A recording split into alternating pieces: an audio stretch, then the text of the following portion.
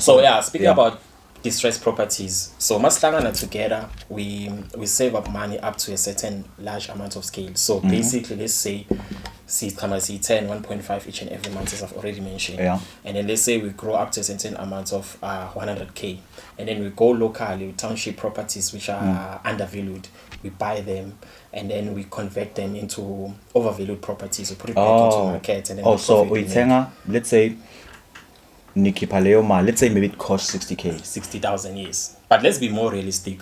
Let's say a township house, a distressed house, a location out say moshagele can cost maybe around 200,000. Yes, so you're going to buy it for 300k, yes, as a group, as a Stokvel. So yes. So when you, it's like we are eating, then maybe you are a renovator, then are you selling it or you renting it out, or it's just optional for you? That's a very important question, by the way. So now that you guys have the money and you've spotted that property, and then it's up to you whether you decide to sell it, which is sort of like an investment, but you can also keep it, which what we call buy to hold, you know, in financial terms, in terms of property. So if you buy to hold, say 10 with 200,000, then we hold it up to a certain point where its value is appreciated to a certain amount, then we sell it at a profit, right? So that's also like sort of like a property investment strategy in a way. So yeah, that's one is very popular, guys. That one. So how do you? So sorry to cut you on that. No, it's fine. It's fine. We're having a conversation, guys. This is gonna come up as like a podcast. You know? So how do you? Because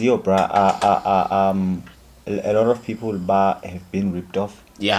And like it has caused a lot of problems for them. Exactly. How have you approached the situation where nihlangana imali in terms of insecurity?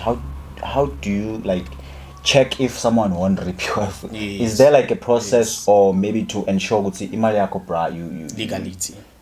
Yes. Like you get this investment this is something that we are going to do. Am I going to get back imali?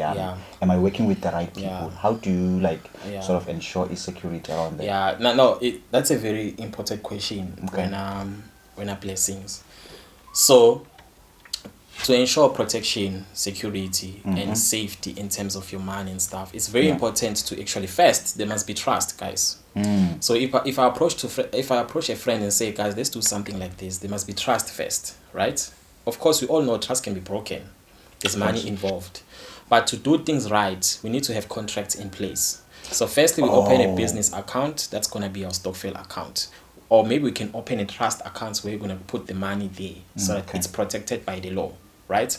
Until a certain stage where we reach a certain amount of money, then we can start making commercial transactions, purchasing the properties and stuff like that. So to make sure the safety and the protection and stuff, I think we need, not to say I think, but it's actually guaranteed that you have to have contracts on place. Thanks.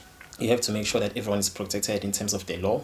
So for instance, everyone must sign a contract with each and every month. So that if one of us breach the contract, we can take legal actions against that person. So in that term, it can be protected. So yeah, it's a very important question. You need to form the property Stokvel in a way that is recognized by the law, so that everyone is protected, right? So which is the contract.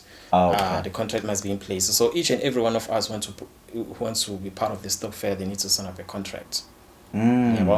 So yes. So bruh.